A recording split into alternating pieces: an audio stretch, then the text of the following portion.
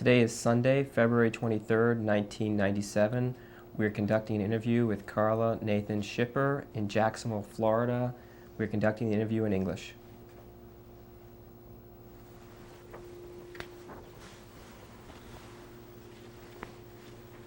Can you please state your current name and spell it, please?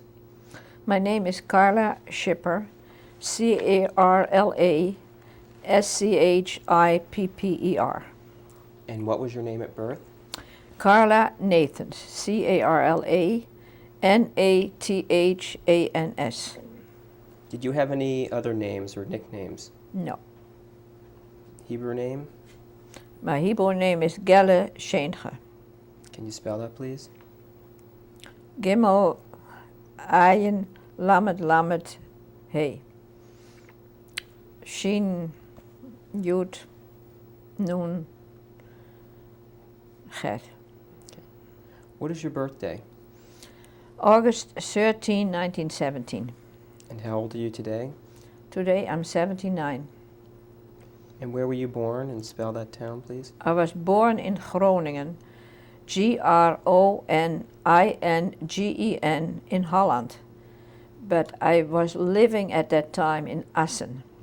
I was a week old when my mother came back from the hospital in Groningen and brought me home.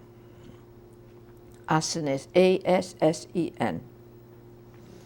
And what are the names of your parents? My father's name was Joseph Hirsch Nathans. My mother's name was Johanna Francisca Hartog. You want me to spell it? Please. Joseph is Yosef. Hirsch is Hirsch. Nathans Nathans. My mother's name was Johanna, Johanna. Francisca, Fransisca.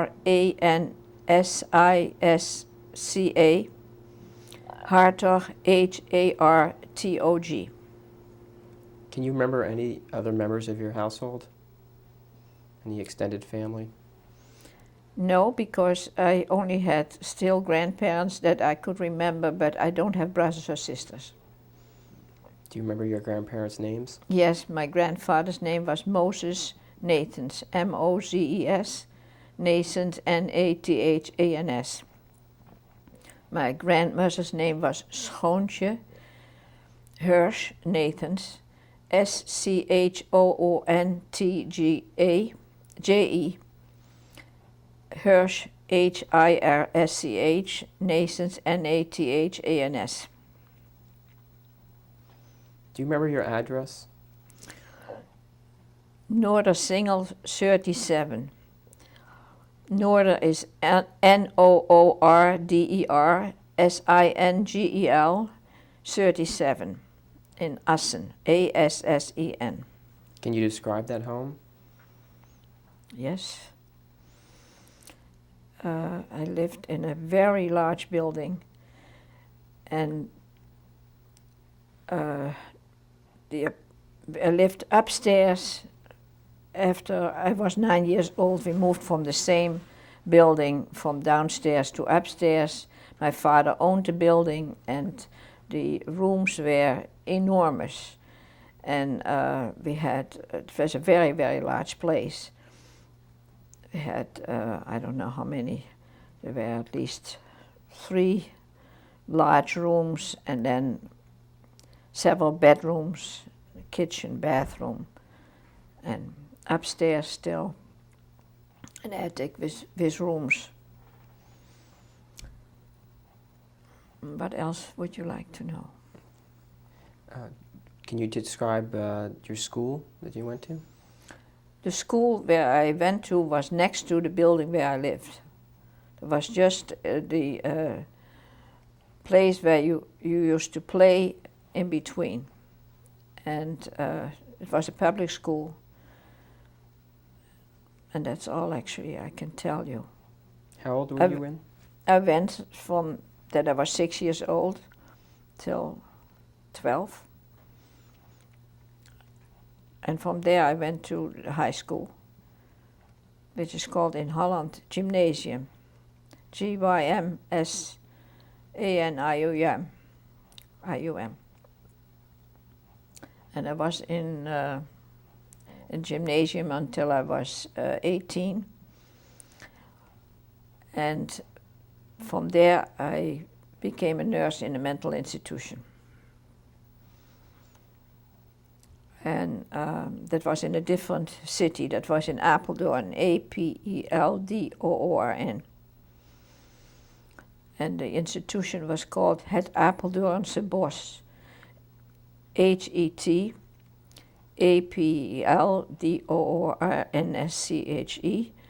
BOSCH. Bos is like forest.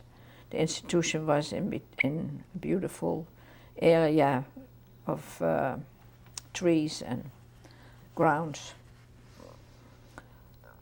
And I was trained there to become a nurse. And I was there for 3 years until I got married. I was also accepted in a hospital in Amsterdam. There were 3 Jewish hospitals in Amsterdam. And they had a contract with each other, the mental institution with the hospitals. They sent the nurses that wanted to be a nurse, they sent them first to the mental institution so that they would be better trained before they came into the hospital. I got my mother passed away in January 1938 of pneumonia. And she had been a sickly person, she had asthma. And I was nursing her until she passed away. Came back from the hospital to take care of her. And I knew already then my first husband. And I got married in 1938, in August 1938, 28th of August. My husband got a position in a town, it's called Enschede, E-N-S-C-H-E-D-E, as a cantor and a teacher. It was a very large congregation. The congregations in Holland are not the way they are in America. They are substituted by the government. So it was more a government position than depending on the members of the congregation. And in July 1939, the 20th of July, my first child was born. Her name is Chana, C-H-A-N-N-A. And she was born at home. In those years, if you didn't have to, you didn't go to a hospital to give birth. And when she was a couple of months old, that was in 1939, the Dutch government started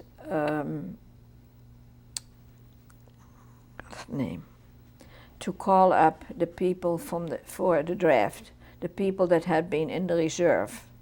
My first husband had been a sergeant in the army, and he had to come and go into the military again. The board of the congregation did not like that very much because they needed him, and they put pressure on whoever was in charge, and eventually he came back. After about 6 weeks, he came back. He was very ill. I got him out of there. Out of there, he was stationed, and thank God he recuperated. And in 1940, the war broke out. And of course, we didn't know exactly what was going to happen, but of course, we knew about the occupation. And at that time, already people tried to come over the border from Germany to Holland, because they knew that things were not going good. And my husband was trying to help them as much as he could. In 1941, in February, there was an incident in our home because there were soldiers stationed in back of our house. The house was attached to the synagogue. This is very important that I have to tell you this. There was a walkway from our house into to the office of the synagogue and then further on into the synagogue itself. And in February 1941, just about the time that we were going to sleep, we hear loud banging on the door. And I said to my husband, don't go, because we were already scared. But he went anyway. And I heard loud noises, people yelling and so on. And I took the baby. We were, of course, upstairs. I have to explain that it was a big house. It was downstairs, and first floor and a second floor. And we had also help, and the girl was sleeping on the third floor, where I was in the bedroom, and we had our baby in another room. And I took the baby out of bed, and I woke the girl up because probably she had heard it already. And we went another staircase that had a door open to the roof, and it was a flat roof. And I went to stand with the baby in my arm in the snow, in the ice, on that flat roof, just by the door, so that nobody could see me. I was hoping that maybe I could jump down, but there was searchlight all over, so there was no way of getting away.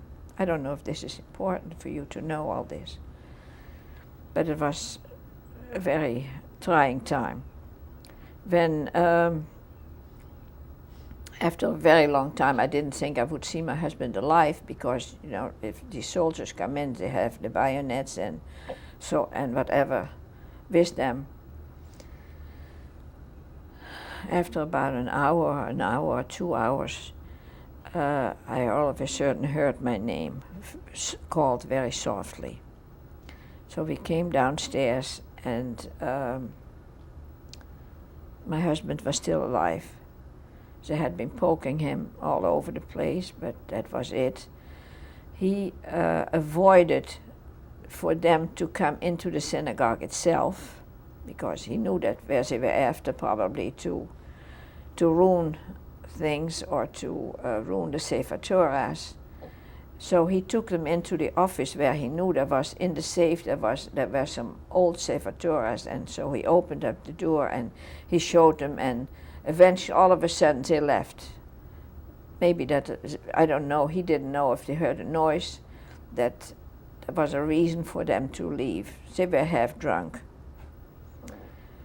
So we were so scared that we didn't dare to stay in the house anymore, and we went with the baby and the girl that we had all the way through the synagogue, which was of course very, very cold and totally dark. And we hid in the synagogue behind the women gallery on the floor, sitting on the floor, the whole night until we saw that it was getting a little light. On the other side of the synagogue was another house where the head cantor lived. So we sneaked out of the synagogue and knocked on the door over there, and they didn't know what had happened. And somehow or other we recuperated. But I was so scared I didn't dare to stay in the house any longer. And then there was a couple that offered us a bedroom for a couple of days, and then we had to look for another place. And then there were people who lived across the street from us. They offered us their attic. They had a room in the attic, and that's where we went at night. During the day I was in the house, and at night I went to their attic. or we, 3 of us, of course. And that went on from February till September. In the meantime, we had heard that there were razzias in Amsterdam, they had picked up people. And then on September 14, 1941, early in the morning, I heard that they were ringing our doorbell, and I could see from the attic, I could look at our house. And I saw that there was a Gestapo with a man in civil, not in uniform, together ringing the doorbell and banging. And I said to my husband, they are coming to pick you up. That day was a special day in the Jewish calendar. It was the first day of Selichot, that are 10 days before Rosh Hashanah, and the services in the synagogue start earlier than normal because more prayers have to be said. So the service would start, instead of maybe 7 o'clock in the morning, it would start at 5:30, and my husband got up because it was about that time, and I begged him not to go. I said, they're coming back for you. But he said, I belong to my people and I have to be there. And of course they came back during the services and they picked up everybody that was in the synagogue. Except one man who was a colleague of my husband, he was able to escape. And I see that I still see my husband walking away under guard, of course, and they brought him first to the police station in this town in Enschede. And that was it. Somebody was standing next to me who had never been married, and she said to me, well, you're not the only one. And I could have killed her at that point, because how did she know how our marriage was, which was a very good one.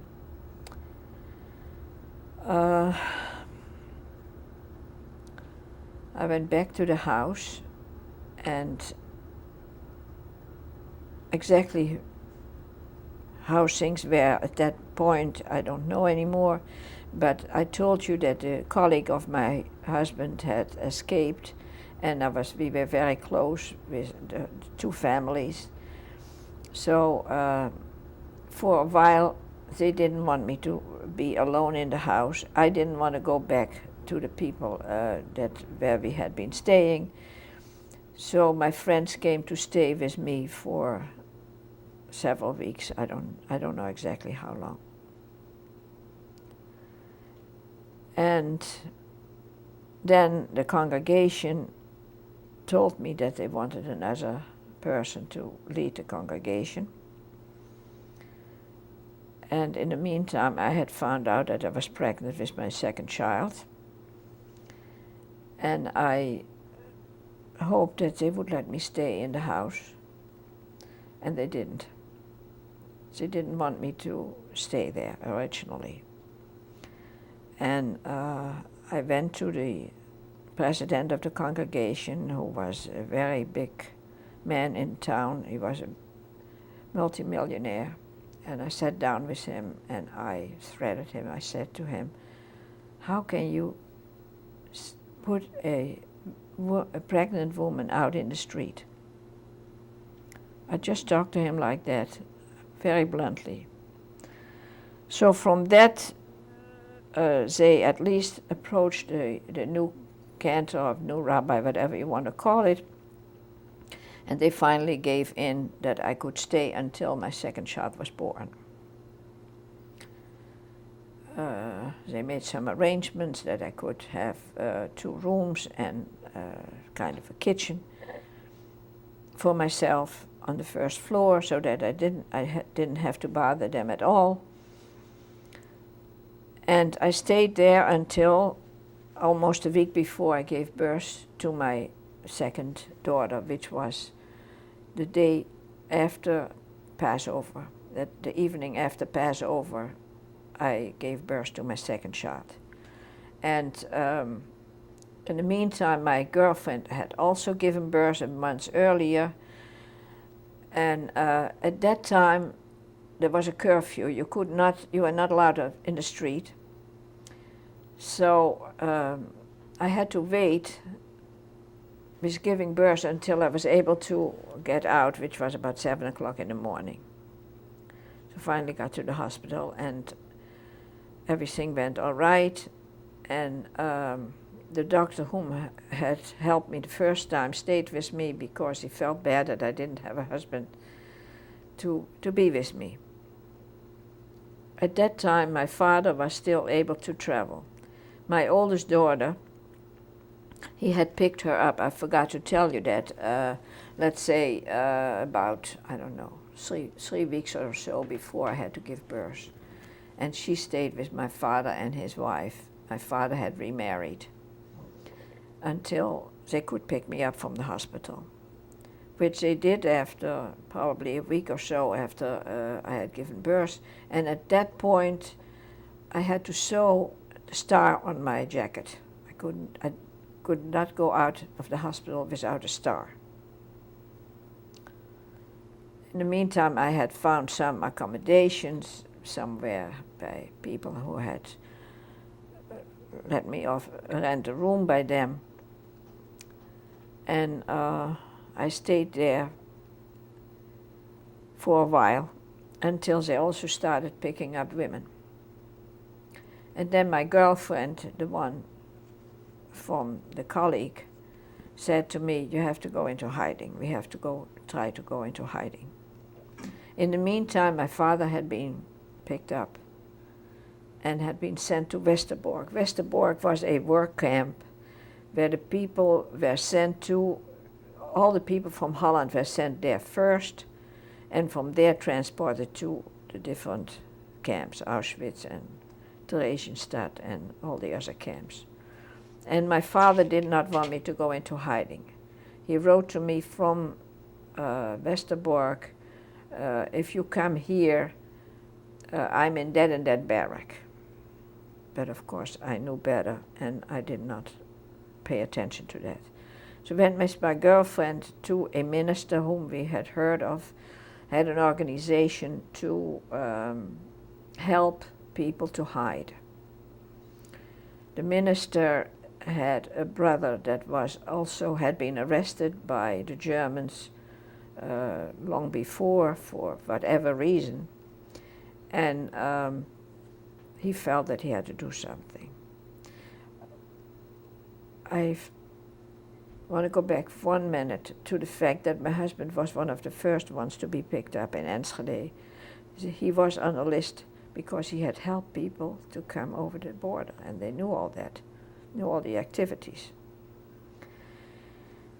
So we went there, and they told me that I have to let my oldest child go away from me, because if they would put her by a family, it was too dangerous. She could talk and say, my mother is there also, or an aunt, or what have you.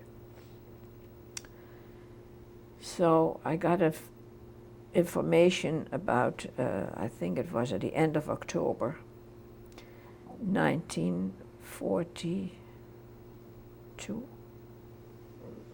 that they had found a place for my daughter. I had to bring her close to the railroad station. Somebody would meet me there, and I would have to deliver this child who was a very sensitive child. After a year after my husband was caught or captured, she would still, in the middle of her play, she would still ask, where's Daddy? So it was very, of course, traumatic for her that she now had to leave me, which she was not aware of this, of course. I probably must have told her that she was going on vacation or somewhere. But when I had to bring her, I had the baby in the carriage. I had prepared a suitcase with everything that I possibly could think of because everything was rationed already. Thread and needles and everything that a person may need to repair something for a young child, I put in that suitcase. Plus her clothes, of course. But when I was walking with her next to me, I thought that I was walking at a funeral. I had a feeling that I was probably walking at her funeral because I didn't know if I would ever see her again. And of course now you would never give a child just to a stranger to take along. So after a couple of weeks, somebody from the organization came and told me that they also had found a place for me and the baby. Baby was at that time a little over half a year old. And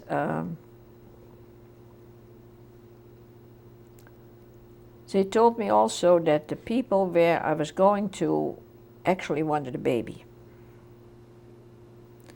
That they had told the people that there was also a mother, and the people had said, okay, send the mother along. The lady who came said, don't you want to think that over? The answer was, if we have to think it over, we will say no. So under those circumstances, I came in that household.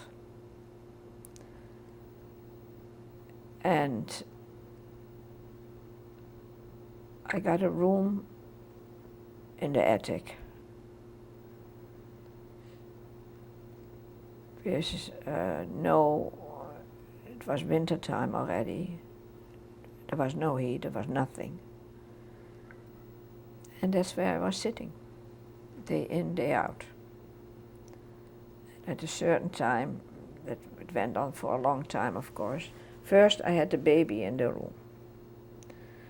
And after a couple of months, the woman came and she said she has to take the baby out of the room because she may talk, she may say something. Now, the child was 9 months old, there was no way that she could talk. But I had no choice. I had to give it up. And I couldn't see her anymore. She was a very particular person. You could not easily talk to her, and she once in a very, very long time, if she thought that the coast was clear, she would let me come and see the baby, but it was very, very rare. Can we stop? So I had to keep myself busy with all kind of things. I was knitting, crocheting, pulling it out again in order to have something to do. Did some reading, but of course I didn't bring any books along. But they provided me with some literature. And that went on for a while. The biggest problem was, but I would like to go over that a little bit later. Okay, we'll stop? stop now. Can we stop and now? we'll continue with Okay. the story in a minute. Yeah, because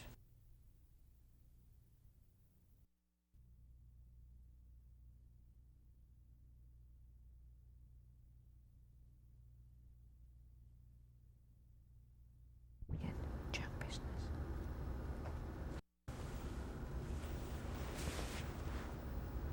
I need glasses, he's pinching me.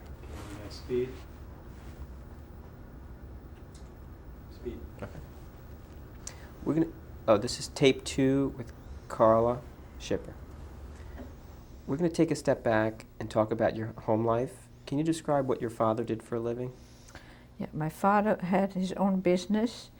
He had a business in scrap metal and as a kind of junk material, but it was of course all wholesale.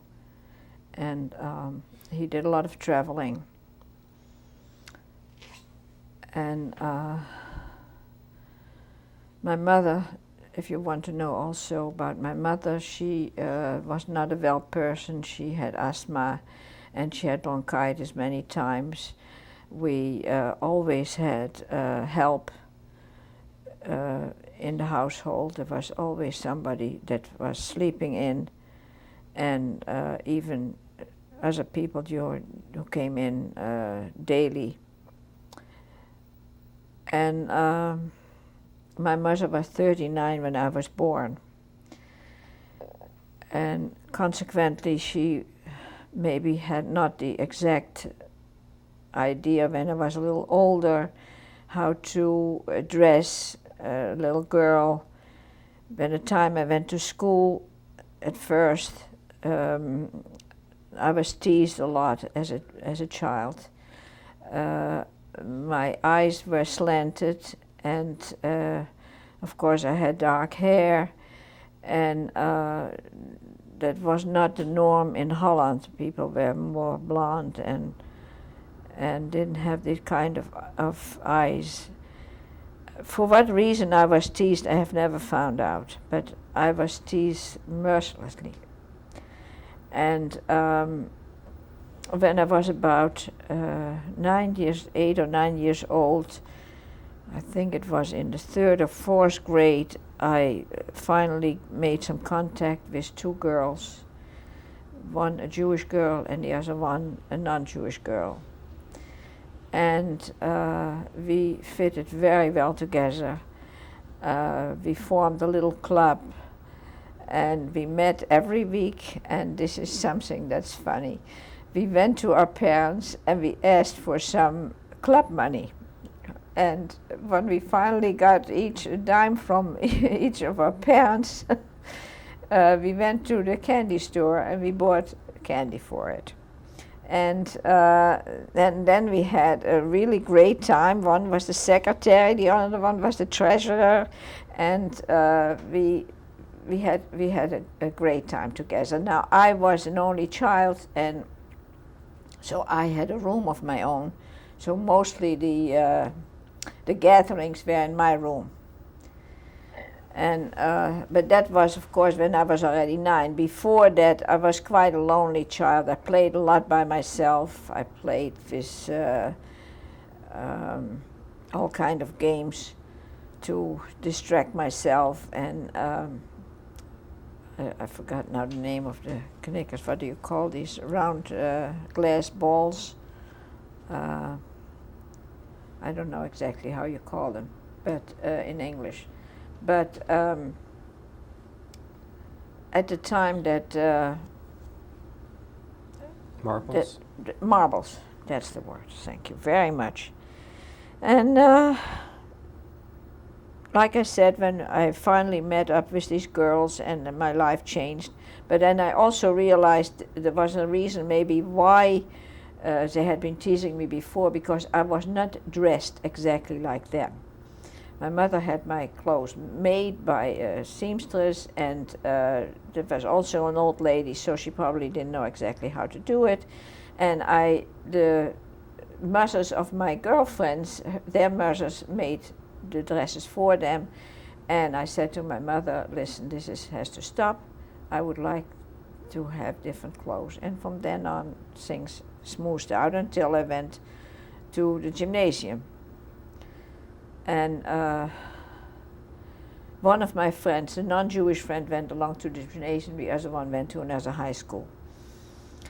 But over there, everything changed for me. I don't know why.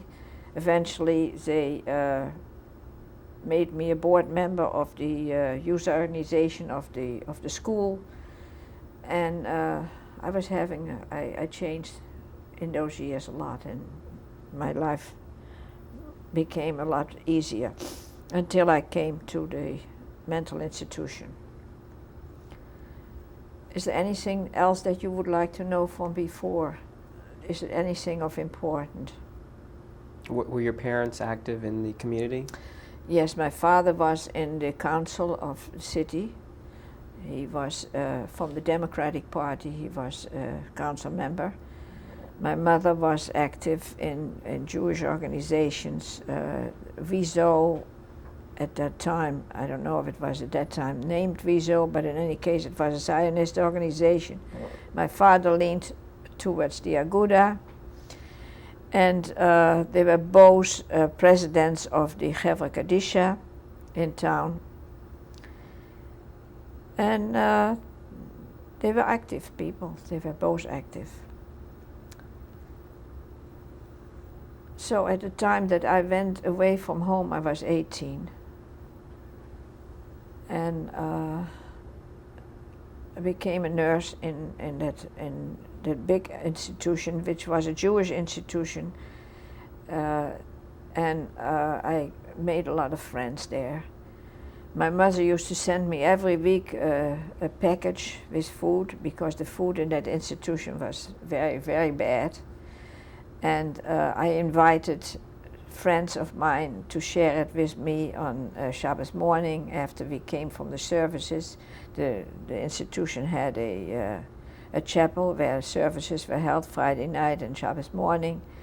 And we had a good time. Then also I had a friend in the city, Apeldoorn itself, and we met with them, and we had lectures from an uncle of her in Jewish education. We learned Shulchan Aruch. I took some other girls along. Originally, when my father told business associates that I was going there, they all told him, "Oh, you will see, she will not keep being Orthodox, because that's the way the institution is. All the others, when they come there, they give up whatever they did before." And I had made up my mind that wouldn't happen to me, because I was always religious, and I felt that I could stay that way, which I did, and got other people to join me. And that was a very important time for me. And through the friend that I had in the city, I met my husband, my first husband. He was a cousin of hers, and he also was a cantor in a smaller place. And he used to come every week to visit her mother and his uncle, and we used to go on bicycle trips with his other male cousins, and that's how I got to know my first husband. And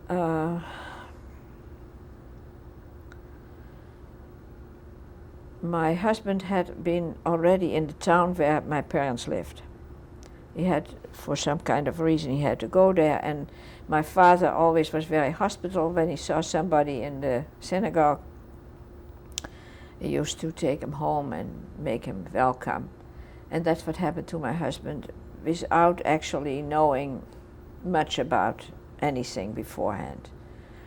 But when I called my parents and said that I would like to get engaged to him, they were very upset, because he had a mother and two siblings.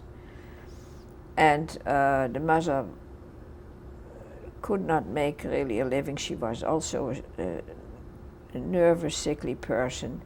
He had been in an orphanage from the time that he was 5 years old. The orphanage director actually took him under his wings and brought him to his to become a mensch. And they liked him very much as a person, but they knew that he would be a cantor and teacher and so on, and they felt that was not good enough for their only daughter because my parents were well off. And besides that, they said, well, this mother is also not so well, and you will have to take care of her. And that was not the only thing. The main thing was that they didn't want me to be exposed to the members of the congregation, that they could, that I had to cater to the people. They didn't want that for me. We let it go at that, because that was in October of 1937 that we met and that we wanted to get engaged. And then my mother got ill and died in January 1938. And on her deathbed, she asked me to promise her that I would not get married to him. And I said, no, I cannot do that. I did not want to give her that promise. And so she passed away anyway. And then after the Shiva and everything was over, I said to my father that I did not want to give him up. And at that same time, approximately, there was an opening in the town of Enschede, which I mentioned before. You want me to spell it? It's Enschede. And that town had a very large membership, and it was a rich town because a lot of millionaires lived there, so the salary would be in order. And my father said, if he gets that position, I will let you get married. So he got the position, and we married on August 28, 1938. And so I told you already about what happened after that. Can we take a step back also and describe, before you went away to school, what was life like at home? What was the Jewish holidays? Well, the Jewish holidays in Holland were different than here. Families just stayed together. It was not like here that it is a very big family gathering that we learned when we came to this country. So I had no brothers or sisters. So Pesach, Passover, the Sedurim were just my parents and I. And so was Shabbat. I went to shul every Shabbat with my father, Friday night and Shabbat morning. And after the services, we came home. In Holland, you eat then a dairy meal with just sandwiches and so on. And after that, I used to go and take a walk with my mother in the forest. We had also in Assen a very beautiful forest, and that was very significant for me. I used to love that, to go with her.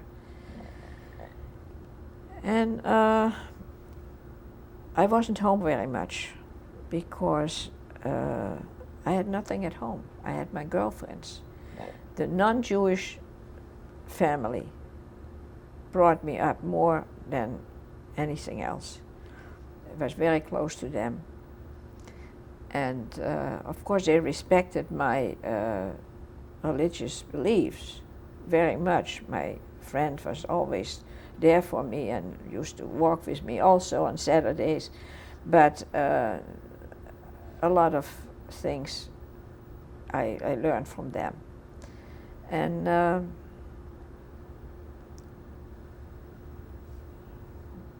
yeah. Can you describe the relationship before the war between Jews and non-Jews in your city or in Holland? In our city, we knew, of course, there were probably people that didn't like Jews, but it was never open in Holland. It was not mentioned. It was not obvious. There were no places where you could not go. You could get everywhere. And actually, I think the Jews in Assen, where I came from, were respected. See, my father was in the council, and my parents had friends, And I don't remember that we ever really met much of anti-Semitism, that we ever discovered too much anti-Semitism. Not even actually until the war broke out. We didn't know about that in Holland. They were there, but they were underground. We didn't know about it. That turned up when this man came to pick up my husband. He was a civilian, and but before the war, the Dutch people were very good to the Jews. Have always been, because they always have let people come in for ages back from Eastern Europe, and there's one reason that I don't know any Yiddish, because in Holland nobody spoke Yiddish. Sorry. Speaking of which, what did you speak in your home?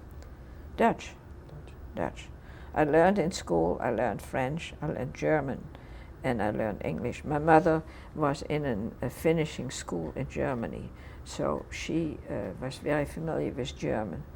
And I probably picked it up a little bit from her. Not that she spoke German in the home, but for some reason or another, it became very familiar language for me.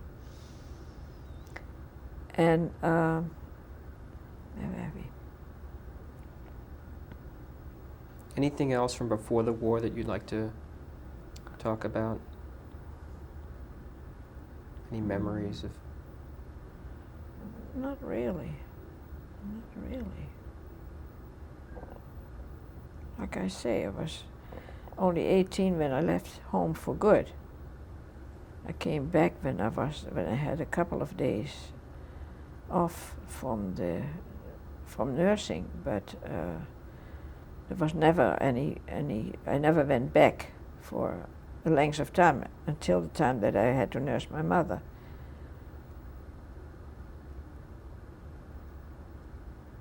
Would you like to describe your wedding?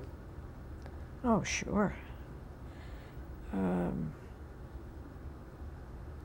We didn't have too large family, but I had uncles. My father had 5 brothers and 1 sister, and I don't think that they all were there, because one uncle was already didn't live anymore, and another one was quite ill. It took place in Amsterdam. I tell you a little bit about my life also at home that I skipped. In 1929 and in 1930, business was not very good, because it had been the crash over here in America, and of course that had influence on Europe too. And my father tried to make money any other way he could, so he read in a paper that a couple wanted to have temporarily a home for 2 little girls, Jewish girls. And after he was investigated, he came to live with us, and I was 12 years old at that time, and I felt terrible for my mother, because she could not possibly take care properly of 2 little girls, wild girls, from parents that were going into the divorce, and came from Amsterdam, and which was in Holland. It's not that far, you would say, but it was a totally different environment than where I came from, and I was very upset about that. My mother suffered under it, but through these people, so the father of these girls who came to visit every other Sunday, he brought his brother-in-law along, and my parents became very close friends with that brother-in-law. And he invited me as a young girl to come to Amsterdam during the vacation to visit with them. I became very close to them. They had 3 children. The oldest one was 3 years younger than I, and then 2 younger children. but I became like the older daughter to them. And because the mother of this, the wife of this man was younger than my mother, so she had closer relationships to me than my mother had. And at the end, after my mother died, I became still closer to them, and I married out of their house my first husband. This is important that I mention this. I still stayed very close to, after the war, okay, that comes later, to this friend. But so I got married in Amsterdam. My father rented a little hall, and just 2 weeks ago I looked at the picture, and there are very few people left of that occasion. Almost all people are not alive anymore that were present at that time. So from Amsterdam we straight went to Enschede because my husband had to start his position. What was your husband's name, and spell it, please? Oh, my husband's name was André Andriessen. Andre Andriesse. And he, like I said, he had 2 siblings, a sister Elizabeth and a brother Willie. And all of them were captured by the Germans. None of them made it through the war. And what was the last time you saw your husband? September 14, 1941. And then before the tape change, we were talking about you were in a house, in an attic. Can you describe what you did during a typical day? I was a housewife like everybody else, taking care of my little girl. And I didn't do anything for the community per se. That was not required of me. Maybe on the community, but not as the wife of a professional person in their capacity. So you did your shopping, and you went to visit, and that was about it. After my husband was taken, one of the big rabbis came to visit, and we were having lunch with him and with the friends that were living at that time with me, what I mentioned before. And he said to me, some people cannot show their emotions, and it was me, because he felt maybe that I was not showing as much emotion as he expected. But I'm not that kind of a person. Of course, I kept it all in. Where were we? I don't know where we were. We were discussing that your child was now taken from you from the attic downstairs. Okay. So I was sitting there day and night, and my biggest problem was that there was no bathroom in the attic. And there was a time when I was there about a year, maybe even, no, before that, it was when I was still alone. The woman made very different kind of meals. This is important that I mention this, because they used to eat a porridge made of rye. And rye in itself, if it is not ground, it has very sharp thistles on the core, whatever you want to call the rye. And the porridge, that wasn't always, it takes very long to make it soft, and it wasn't always soft. And I did not eat any meat as long as I was in their house, because I was religious and I didn't want to eat tray food. but of course all the other things I had to eat. So I had to eat the porridge, and it was very difficult for me, and I became ill. And I got an infection on my large intestine. They called in a doctor that they knew that they could trust, and he told them I should not have that kind of food, but there was not much I could do about it. But the problem, as I say, was on account of all this, that I could not go to the bathroom when I needed to go. So after a while I asked them to give me at least something where I could urinate in. But that was the only thing that I had. And one more, no, I have to go back to something else. The woman had relatives staying with her at times, and she had 2 aunts who were Christian Scientists. And she allowed these people to know that I was there. And it was, in a way, it was a relief for me to talk to somebody else, and they really gave me support. But at another time, her mother came to visit, and her mother was a Nazi. She knew it, and she told me about it. What they said about the baby that they had, they just told the mother that they had adopted her. They kept shaving her head because they would not want to let her see that she had dark hair, because that would show more that she was a Jewish child. So she did not tell her mother that I was living there. She couldn't, because she was a Nazi and she would not have allowed it.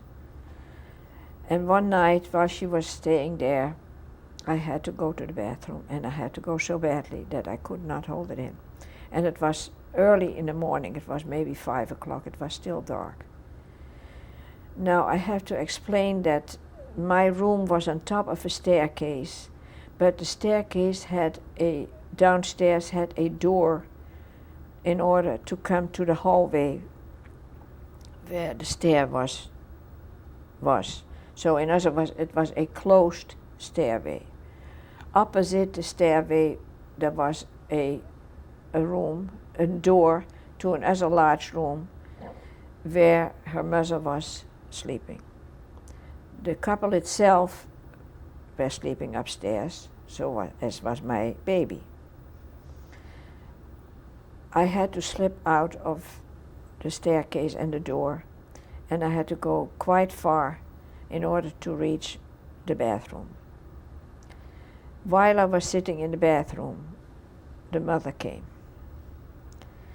And I was petrified. And I davened, because I was scared that if she would see me, she would drop dead. Not knowing that I was a stranger in the house, I didn't think of myself.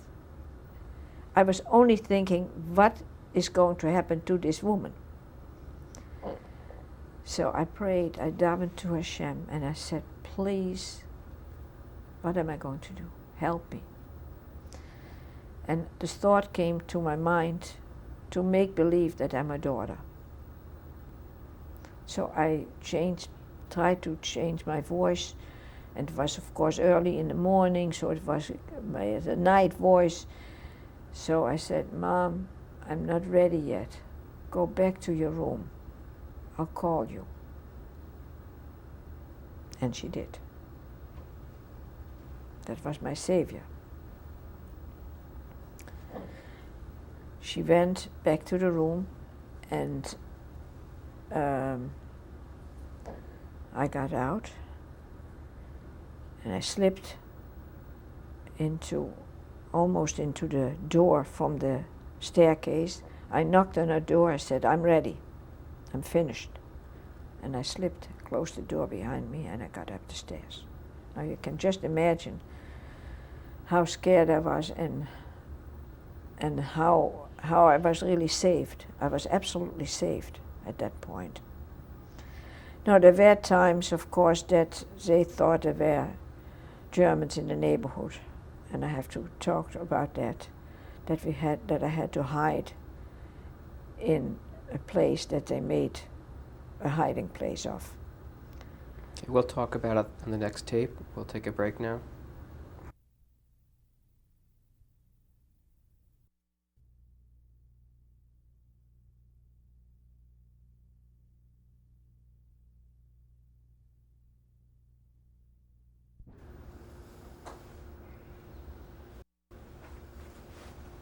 Speed. This is tape 3 with Carla, Nathan, Schipper. Carla, you just told us about the situation with using the restroom in the middle of the night. Do you have any other stories you'd like to say about your stay in this person's home? All right. After I was there about 1.5 years, somebody came from the organization. The organization was started by a minister by the name of Overduin, Overduin,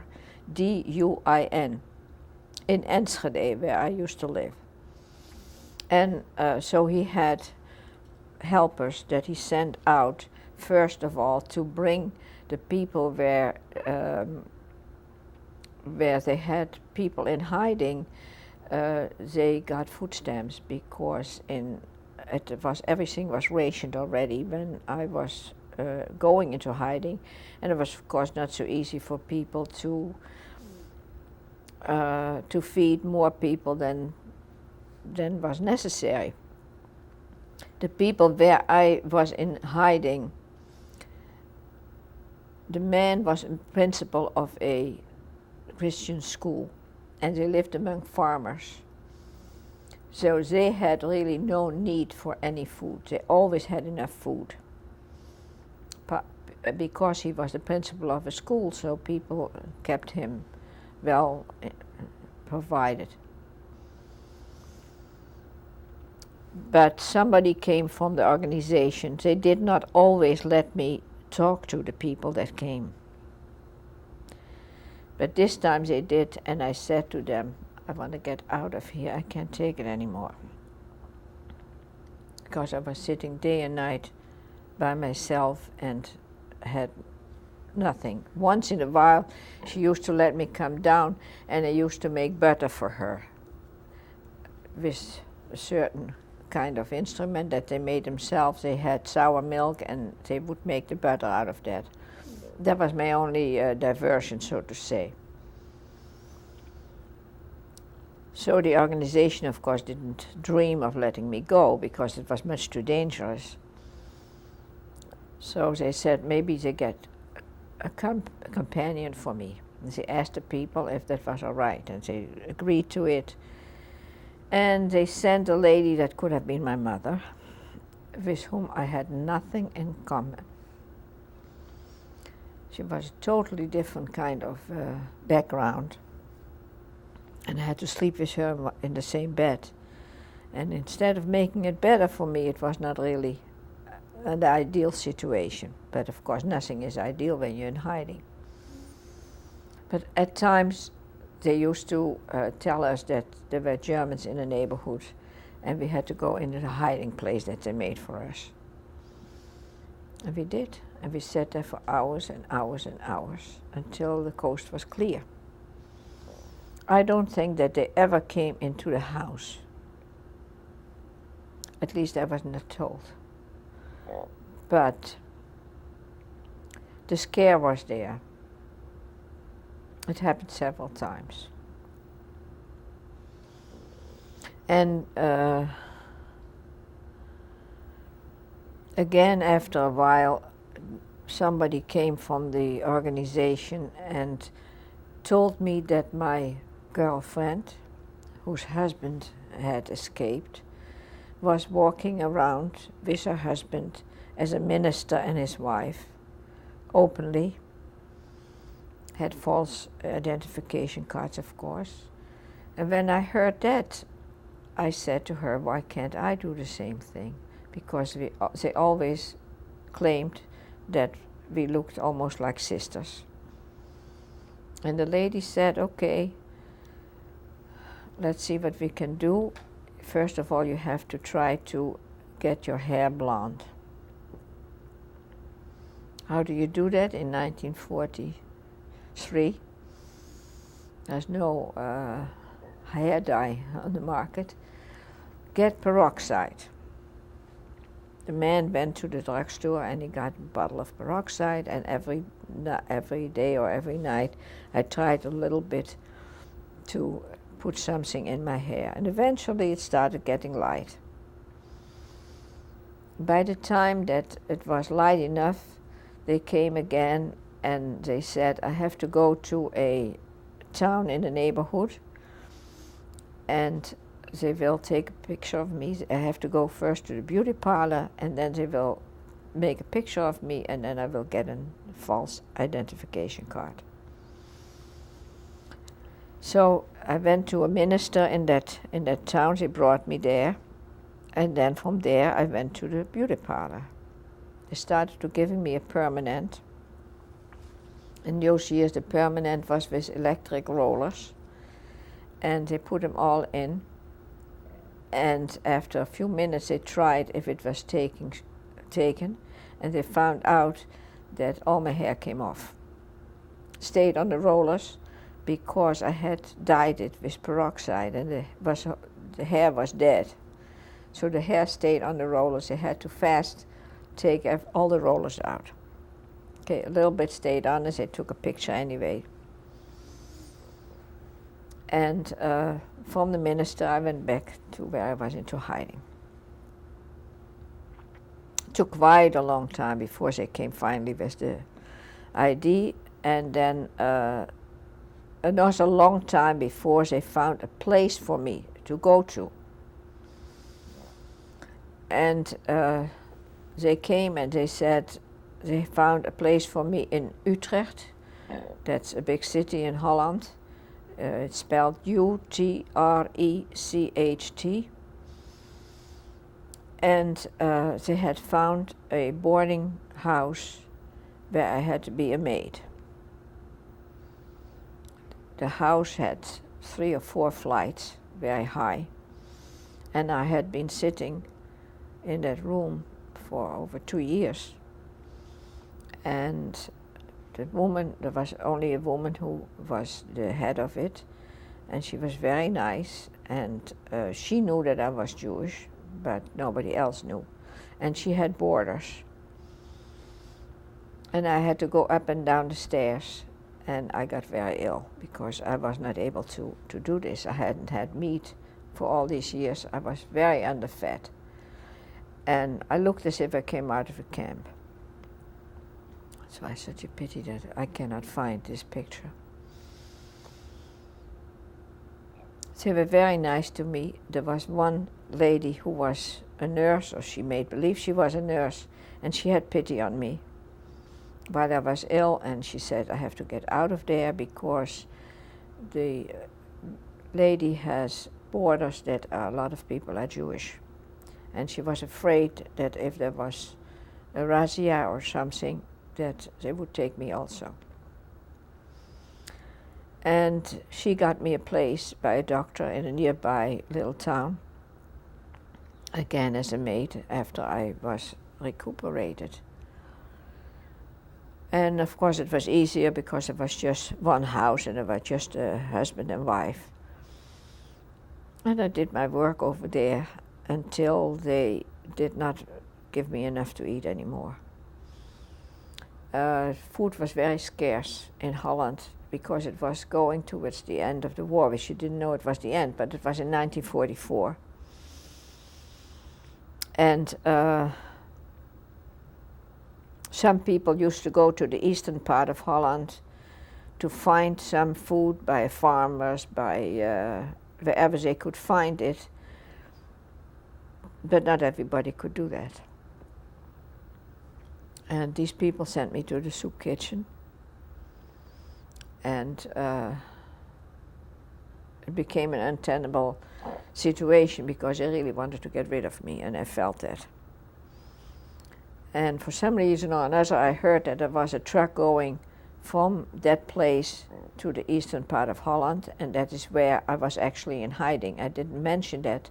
The place where I was hiding was called Marle. And it was not too far from Enschede, where I used to live, but it was at least on the eastern part of the country. The truck was going to Zwolle. That was a bigger town. Spell it Zwolle, and I took my chance. In the middle of the night, went into the truck, and there were more people there. And I met a young couple, started talking with them, not saying, of course, what my problem was, but where I was going to go. So I said, I have to go in the direction of Marle, but you're not allowed out in the street during the night. You can come home with us until the curfew is over. In the meantime,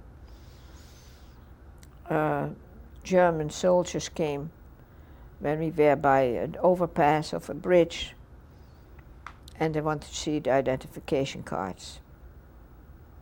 And of course, even though mine was valid, I answered them in German, and they let me go immediately. But it was scary, because you never know. They can pick you up just like that. I came in Zwolle, and I had in mind to walk to the town where the minister was living. So at 7 o'clock in the morning, I started walking in the high snow, because it was the end of January and it was very cold. And of course there was nobody on the road, so it was very scary, because any time the soldier could come, or the Gestapo, and say, what are you doing here on the road? It didn't happen. I came finally around 3 o'clock in the afternoon. I came to the minister, and my hope was that I could stay there overnight. But I forgot to tell something. I have to go back. While we were hiding with this teacher and his wife, who's the principal, they had to go to a wedding. And they asked the sheriff of the little hamlet if they would take care of us for a couple of days. They took the baby along. At that time, the baby was already about 2. And they transported us, I think we must have walked there. It wasn't very far, to the sheriff's house. And we came there. We came from hell into heaven, because the people, the woman, and the sheriff himself, they knew that the woman where we were staying was a strange person, and that it was difficult for us to be there. They didn't know what to do for us. And by the end of the 3 days when we had to go back, the woman said to me, if you ever are in need, you can always come back to us. And that sustained me through the rest of the war. I kept that in mind. So, while I was in the truck and while I was walking, I thought I'd go back to these people, because they said I could come. I could not stay by the minister overnight. They told me I have to go. I started walking again from Nijverdal, where the minister lived. There was Nijverdal, it was a small town, to Marle. Past the house where my baby was,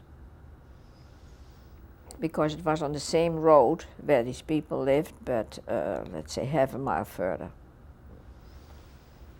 When I came there, it was about 7 o'clock at night, in the middle of the winter, and I had walked from 7 o'clock in the morning.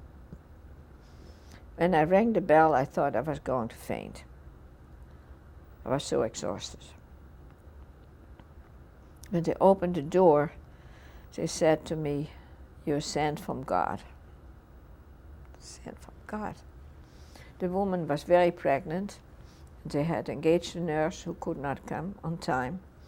They knew I had been a nurse, but they didn't. I was never a nurse for babies.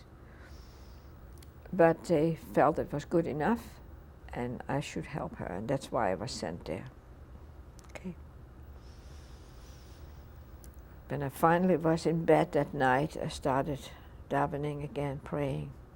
Please, God, don't let it happen tonight because I'm so exhausted. Plus, I was very scared. I didn't know what to do. I never brought a baby into this world. What am I going to do? I had 2 children. That's not the same thing. So, but it happened the next night. And I was able to help. And the doctor came, and it was the same doctor that had seen me. He did not let on that he knew me. But I know it was safe. And everything went fine, and he left, let's say, about maybe 7, 8 o'clock in the morning. It started at 5, I don't know exactly when. At that time, it was February 4 of 1945. And the doctor said to me, I'm coming back in a couple of hours to see if everything is all right. In the meantime, I started feeling very sick. I got blotches on my thighs that were first itching and then starting to hurt. And I had heard from the people where I was in hiding that they had had some kind of a similar illness. But of course I didn't know exactly what it was. The doctor came back and said everything was fine. I showed him my problem. And he said, you're very sick. You have to go immediately to bed. And there's nothing that I can do for you. There are no medications for this. You just have to be in bed. I had high fever, terrible pains. There was nothing he could do for me. But before it was that far, I had to confront the sheriff. Where am I going to go? I'm sick. I can't stay here with the lady with the baby. I think they had another child, if I'm not mistaken. And she had a sister staying with her to help. So the sheriff, of course, interrogated me in every which way. What kind of illness I had and how could I have caught this, and he thought the worst of it. Now you would say that he thought I was an AIDS victim, but of course that didn't exist in those years. He tried to find out what possibly could be the reason that I had become so ill. And he found out that it was not my fault. And I begged him to let me go to a hospital in a bigger town where I knew that they had been kind to Jews before. And he said, no, nothing doing. You stay right here. And they took care of me for 6 weeks. The minute that the woman came out of her giving birth of her bed, she came up and sat next to me and started talking to me, making me feel good. And after 6 weeks, they said, well, we really can't take care of you any longer. They found a place for me by a farmer, a young couple. I had a room there, and I stayed there. I was walking outside because I had my ID until the farmer heard that we started to get liberated. I walked to the place where my baby was, and I said to them, so now the war is over. What are you going to do? I said, well, I'm going back to Enschede, where I came from. You know how you talk, as long as I have a bed to sleep in, the rest will come. We have a very good bed. don't you want to exchange Didi for a bed? We would like that. I said, of course, there's no way that I exchange Didi for a bed. She's my child. Yeah, how do we know you're the mother? Ze knew darn well I was the mother. So they didn't want to give it back. In the meantime, I found out that in another small place, not far away, there was somebody that lived also in the same town as I, that I knew, was friendly with, and I went to her and she said, why don't you stay here? So I left the farmer, and what are we going to do? She somehow got for me a bicycle, not with rubber wheels, of course, because it didn't exist anymore in Holland at that time. The Germans had stolen everything. I forgot to tell you something.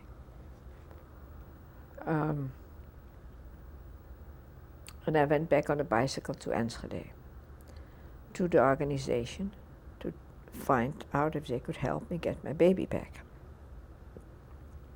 Of course, it took a while, a couple of weeks, and they came and they told the woman that she had to give it back. But they procrastinated, and it took several weeks back and forth, and I think I came and I asked for it, and there was always something else, and she got sick in the meantime. They couldn't bring her. So when they finally brought her, all she had was what she was wearing. She didn't give me even a clean pair of underpants for her, which was very difficult to come by. Everything was rationed, or you couldn't get it. Stores didn't have any clothes. Somehow or other, I don't know how I survived. But I said that I forgot to tell you something. What was that now?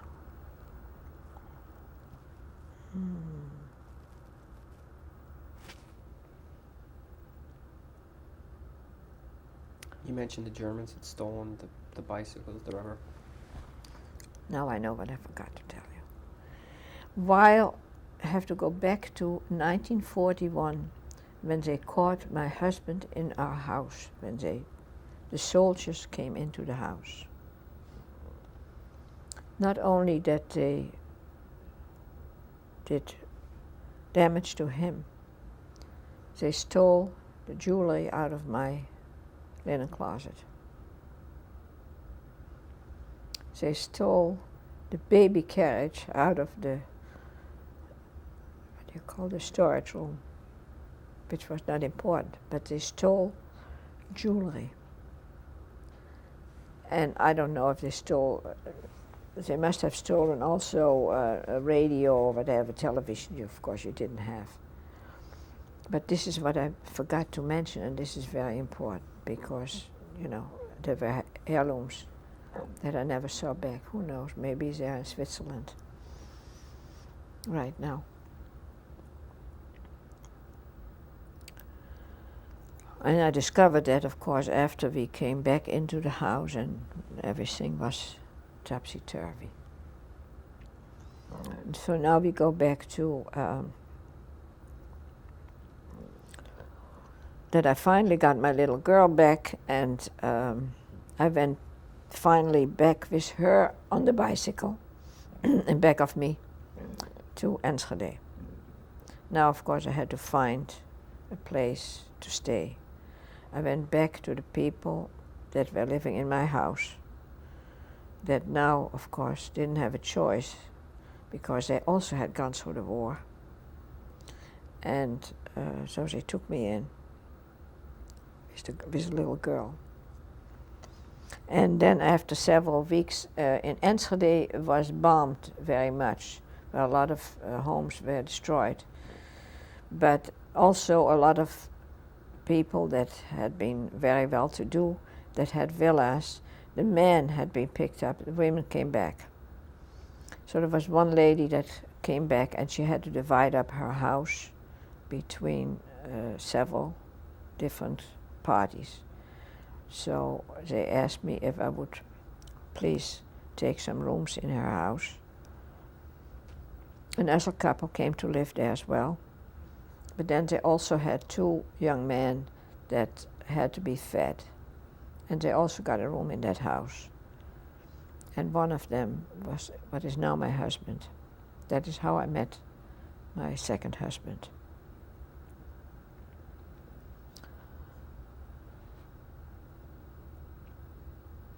Compared to the people that were in the camps, of course, I did not go through as much anguish as those people.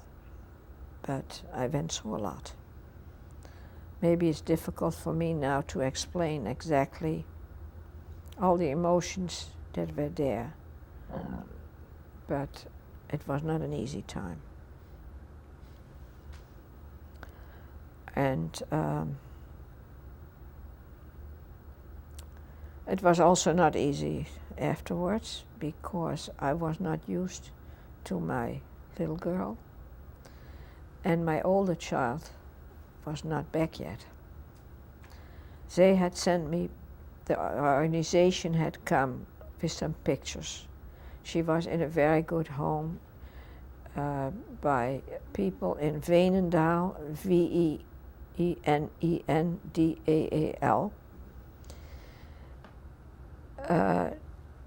Also, the man was a principal of a high school. And a lot of people, men went on bicycles or whatever transportation there was. There were no trains yet running because the bridges had been blown up. And there were a lot of rivers in Holland to cross. But the people where my older daughter was said they would only give her back to me personally.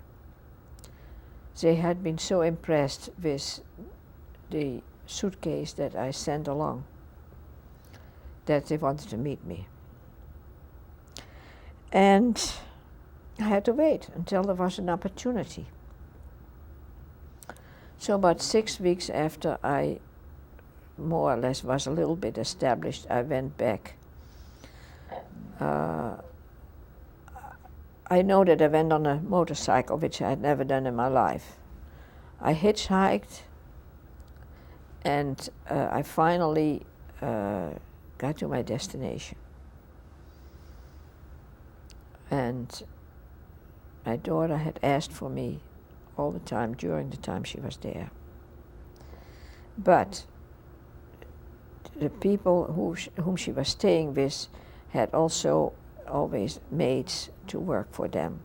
And my daughter was sent out to the parents of the maids because these people themselves did not go to the farmer and get food like lower class people would do. So they were afraid that they didn't have enough, or for whatever reason, they sent her to other people. And she was so skinny that I hardly recognized her. She almost could have looked like a child that was in a camp. Her wrists were not bigger than this, and she was 6 years old, almost 6. And of course, the people had told her that I was coming, or maybe, I don't know if I had let them know or not. That I don't know, but they had Jewish friends who had also been in hiding, and they had had these friends before, and they knew that I would not eat by them, and they had made arrangements for me to stay with the other people. But the first thing that my daughter asked me when we were alone, where her father was, and I had to tell her. I see that I forgot something else, because my husband was picked up on September 14, 1941. But there were other people picked up. And the Gestapo told the president of the congregation that he had to come and receive the death notices of all these people. And when he came there, they told him this and this person has died then, and then he had to bring the families to the Gestapo and they had to hear it personally. And I said to my friends, they won't get me there. I will not go to the Gestapo and I will not want to listen to it. And for some reason or another, again, I myself, because I'm religious, I feel that God's hand in this has been in all this, all my life. Especially, like I said, when this happened with the woman, with the Nazi woman, but also the day before it was my turn to go, the Gestapo said we didn't have to come anymore.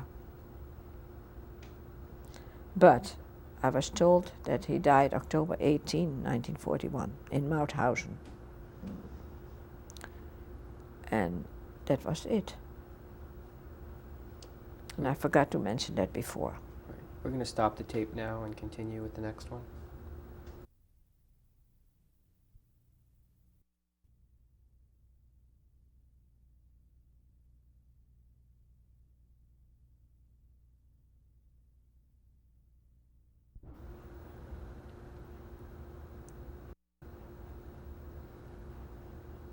Speed.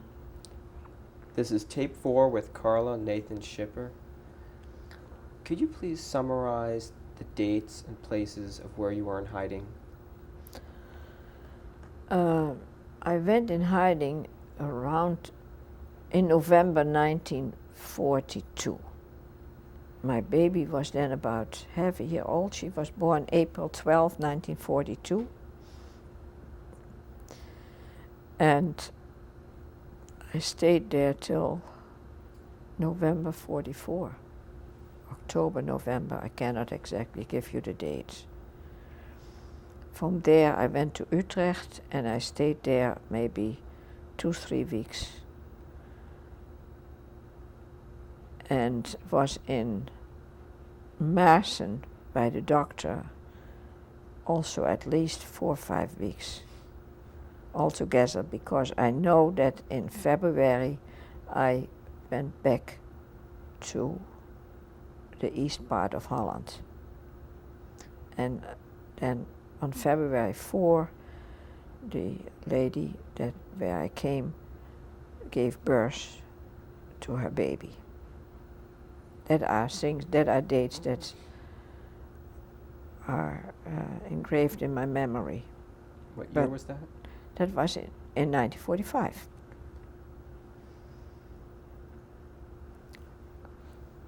Could you describe in more detail what that attic was like and the hiding places that you were? It was the room was on top of the staircase and it had a window.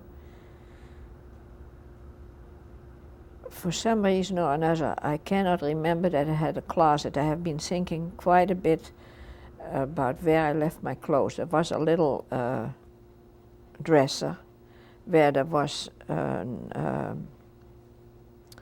bowl and a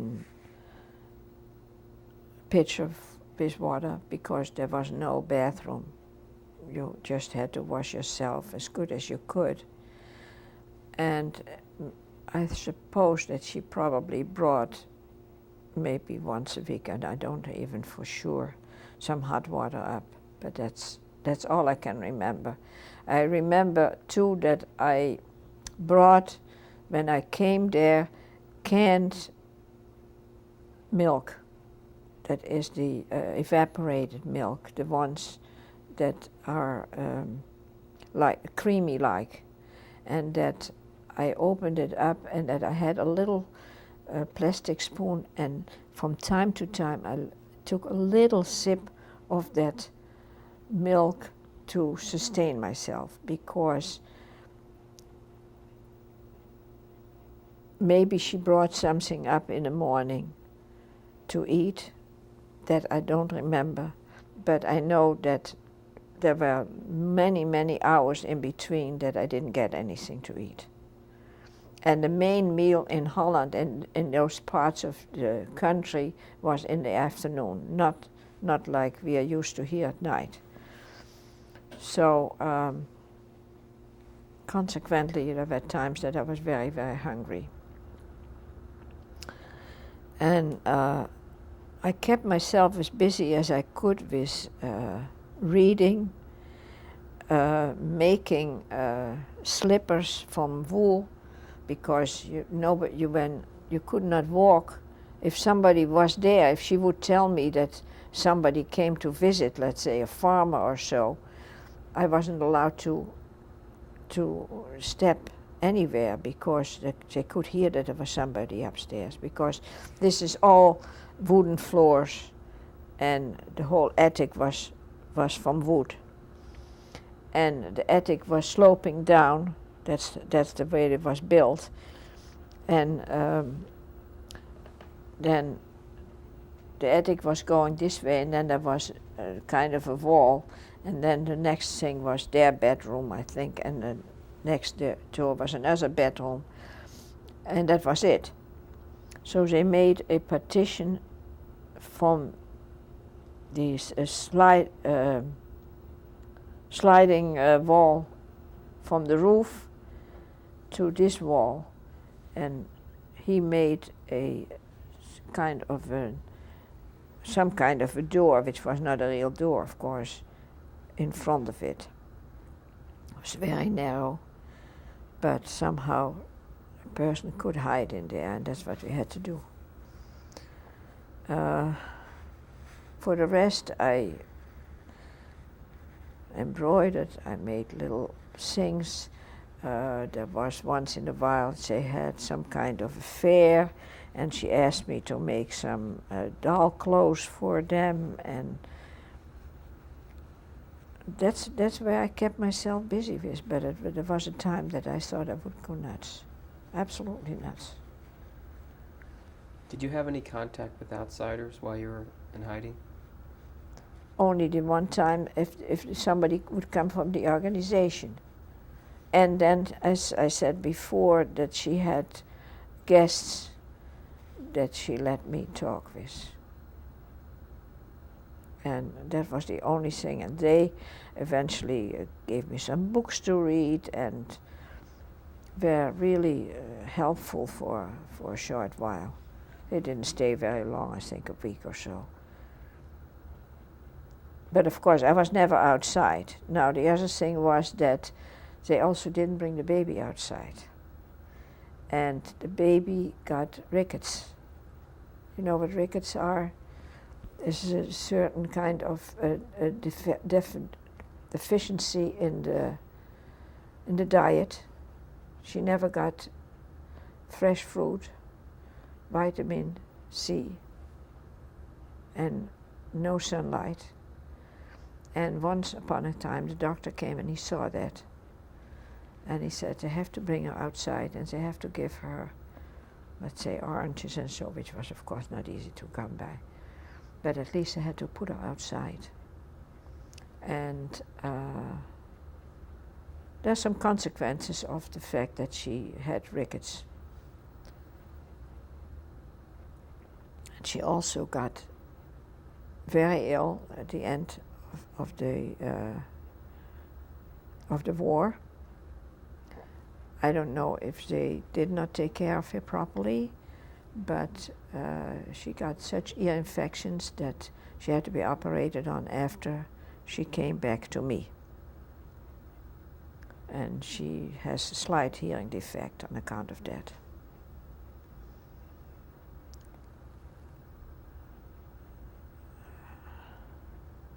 They tried to be as good to her as they could, but they were peculiar people.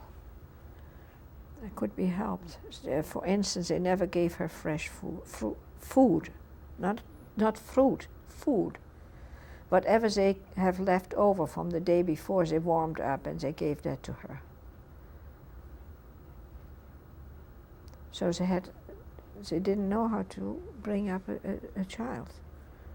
They tried, I mean, they did their best and they loved her very much, but there were things that were not normal.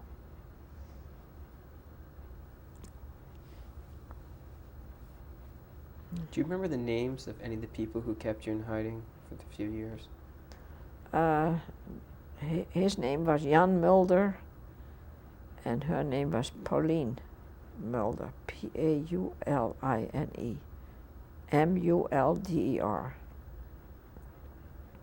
And I don't know the names of the people where I eventually ended up. I forgot those names. I suppose I had to forget them. I suppose they were not supposed to help me because he was the sheriff of the town. So I could have gotten him in very bad trouble. Unconsciously, I must have forgotten it.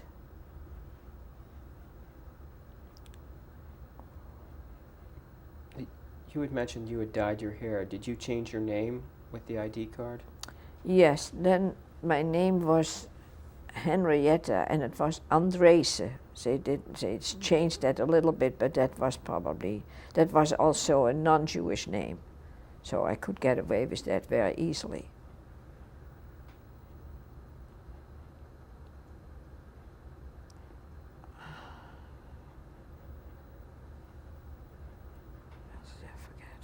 Did you have to continually dye your hair while you had that name? Yeah, of course. And your hair grew back? The hair grew back, but I don't remember if I kept doing it after I was already ill. I don't think so. I don't remember any of that. I only remember that the fact that I was not allowed to stay by that minister, that bothered me an awful lot. Because it was such a terrible trip, walking from that place where the truck stopped until I was finally by my destination. It took a whole day. And it was winter time, and I must have had some kind of clothes with me too, because when I finally had to help this lady, I had my uniform, and I just don't remember how I managed with having clothes with me all that time. But for some reason or another, I did. So I carried a valise with me while I was walking.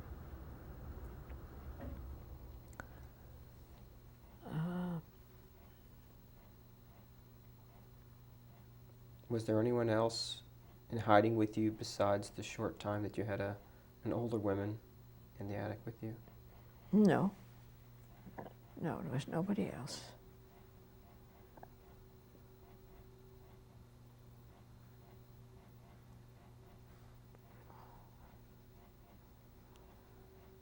I really don't know what else to tell you.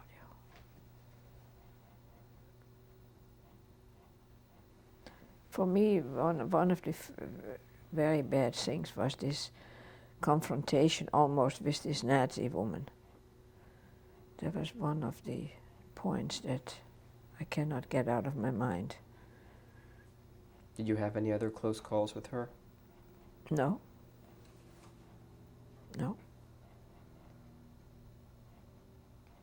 Where were you when the war ended? I was in that little town, which was not a town, a hamlet, where this friend of mine was who got a bicycle for me. I don't know the place anymore, the name of that place. And then I went back to Enschede. Did someone liberate you, or how did you know the war, or you were liberated? The farmer where I was staying said that that he had heard that the Canadians were liberating, but this hamlet was too small for troops to go through, really. So I really never saw anybody liberating me or us.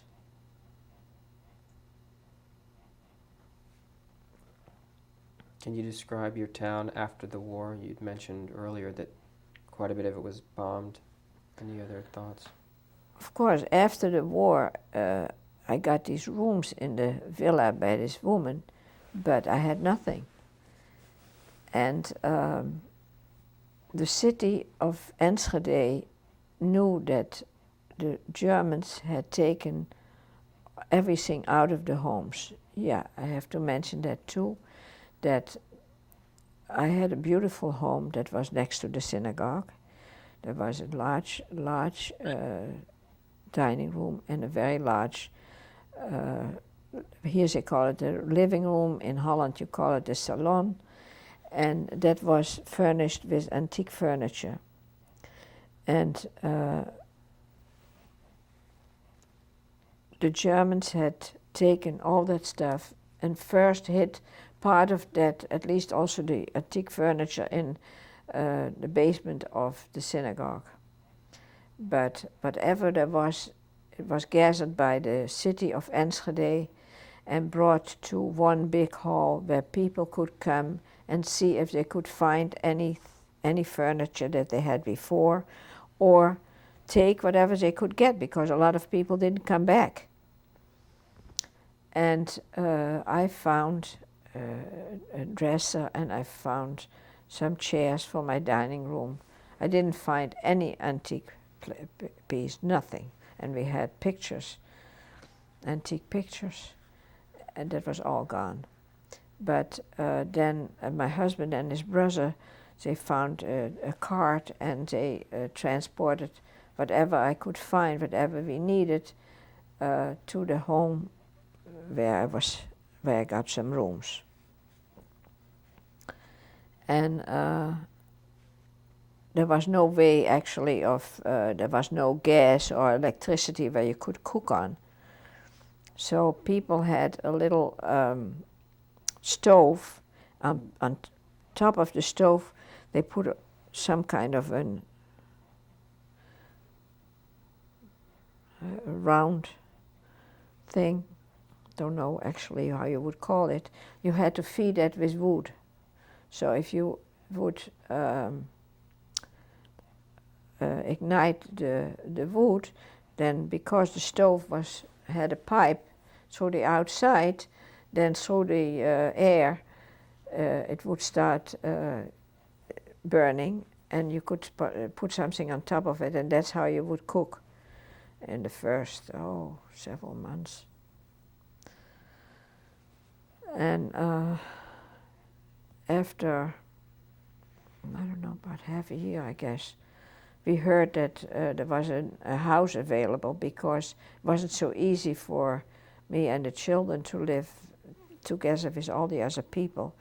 I brought my daughter back from her hiding place, but I wasn't used to my daughter either, and my daughter wasn't used to having a sister. So there were problems. It was not easy to guide them and to take care of them, because they both had total different characters. And the little one, the young one, would go to everybody, and she would climb on my husband's lap, which was not my husband yet, but she would mollify him. He was very, very shy. He wouldn't open his mouth, and she would cuddle up to him.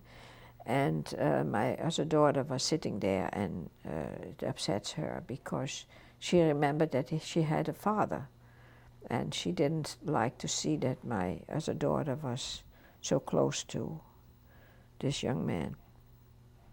But eventually she had to realize that we wanted to get married. It was, of course, after a long time. But then she said she had her own father. She didn't want to accept him as a father. But eventually, of course, she gave in, and it was all right. But of course, it wasn't easy for a young man who had no attachment to marry a woman with 2 children. This shows the character of my husband. When did you get married, and where? We got married in Utrecht, where I had an uncle and an aunt. The uncle and aunt had been in Theresienstadt in camp, and came back from there. My uncle was a doctor in mathematics, and they offered me the place to get married. So we traveled from Enschede to Utrecht in the winter time. It was January 26 I got married again, 1947. How long had you known your husband? From May 1945. And what did you do after you got married? Where did you live? We lived in Enschede. And my husband had a job by a tool maker. My husband was trained as a technician in Germany before he came to Holland. And he came in 1939, and I hadn't known him before. Did you work? I did not work in the beginning. No, because I got pregnant and had a baby. And how I managed with finances at that time, where I got money from, I don't know, but for some reason or another, I think the government gave some money to survivors, but I got a small pension that the congregation had installed when my husband got the position, and they had to start paying out from the time that he was pronounced dead. So I must have gotten a little sum of money from October 18, 1941 until the end of the war. And we lived in Enschede until 1953. We moved from Enschede in 1950, excuse me, to Amsterdam. My husband got another job there, and also took more training as a technician. And children went to school in Amsterdam. And then I started working, because eventually I knew we wanted to. We had to move away, because the Russians started up, and we were afraid that we would get caught again as before. And my husband had an uncle here in America who had a very good business. And the first time when he asked for an affidavit, you could not get into America. And the uncle said he would give an affidavit for my husband alone, but not for me and the children. And of course he wouldn't accept that. In the meantime, his brother had moved to America as well, and started doing quite well. He had a business in televisions and all kinds of electric appliances. And in 1950, he asked, or in 1949, he asked again his uncle, and then finally they decided that the two of them would give us affidavits. And in November 11, 1950, we came to America on the Holland-America line, with the last boat of that line, the Veenendamm. It was a terrible passage. What year was that? That was in 1950. To America. No, in 1953. In 1950 we went to Amsterdam. In 1953 we came here. Okay. And it hadn't been easy, because in a way, my husband got a job right away when he came here. And of course I had to help. So I was able to do alterations for garments for women, and I started working that way. And after about half a year, I got a job by a sample maker. And I came to the sample maker when my youngest one was then just 6 years old and had to go to school till 1 o'clock during the day, and I wanted to be home, so I took work home from the time that I had to leave the job. I had to work 8 hours a day. And it worked out fine. And my oldest daughter was then about 14, and she came around 5 o'clock and she asked me what we had to eat that day, and she would make the meal because I had to still finish off the time that I had to work.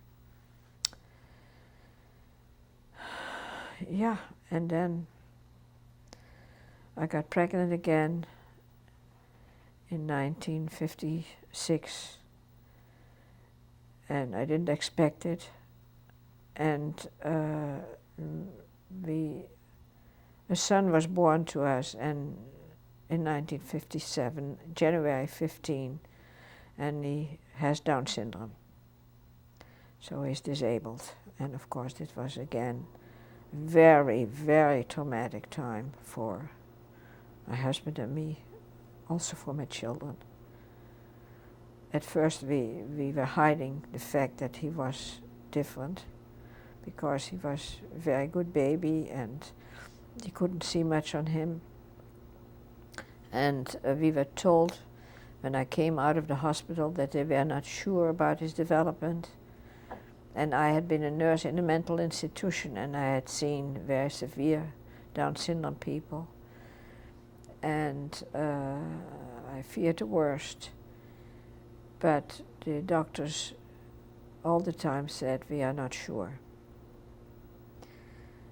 And when we had him examined again when he was a little over 2 years old in Columbia Presbyterian, he went through all the tests, and they said they could not find the abnormalities that normal Down syndrome people have, quote normal, and that he might be able to function more or less normally. Would be a borderline case, but they could not be sure of that. And if he would get a very special good education, maybe that he would make it.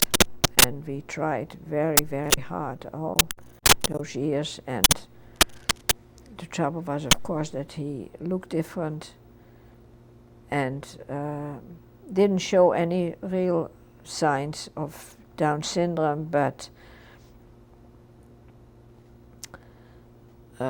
his tongue was coming out a little bit, and the eyes are different. And when he was somehow older, maybe he was 1970, 1984, he was born in 57, he was about 16, 17. We spoke to him, and we had heard that in Israel they were doing some operations on people like him. And we showed him pictures, and we spoke to him, because he was very intelligent. You could talk to him. And we asked him if he think that it would be something for him, if he would want to go through this. And he said yes. We took him to Israel, and he was operated on. And it was very, very hard for me, and he went through a lot. But he survived, and we came back, and he looked somewhat better, but not as good as we had hoped for. And about a year later, he started developing problems with one of the implants. He had implants in both his cheeks. They took fat out of here. They shortened his tongue. So it was an enormous operation. So after a year, one of the implants started getting infected, and we got in touch with the physician that operated on him, recommended a doctor in New York, and he took the implant out. And Jonathan said at that point, after he took it out, "Can I have it?" And the doctor said, "No, what would you do with that?" But we had to go back to Israel, because we could not let him walk around with one cheek heavier than the other. We came back to the physician. He said, "Where's the implant?" "Don't have it." Doctor didn't want to give it back to us. It was a big problem, because now they had to make to try to make a similar one as the one he had taken out. And they were specially made for him. There was not just something that you buy in the store. So they put another implant in. And again, after maybe 2 years, I don't know how long, he got trouble again, same thing. And then we went to an orthodontist because they said that they could take it out, and they did. It was an awful ordeal for him again. But they took it out, and it has stayed out since that time, and you don't really see the difference. But in the meantime, of course, he grew again, and things developed different. So we went through an awful lot with him, although not that he could help that. We had him tutored, and he went to,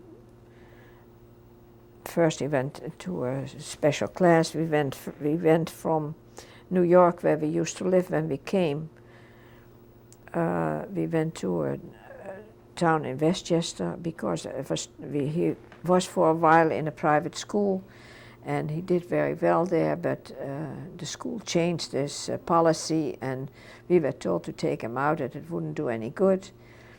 And we went to a different place, New Rochelle, where we put him in the regular public school. The public school was just a babysitting affair for children like him. They didn't want to accept him in the educational department. They said he should be in the trainable. People who are not familiar with it don't know the difference, but we knew. And I begged them to not put him with the trainable children, because he was very much aware of that he was not like everybody else, and yet he wanted to be. So they agreed finally that he should stay in the educational part, and he went through public school and then to junior high. Okay, we're going to take a break. We'll stop the tape. Fine. We'll continue in the next tape.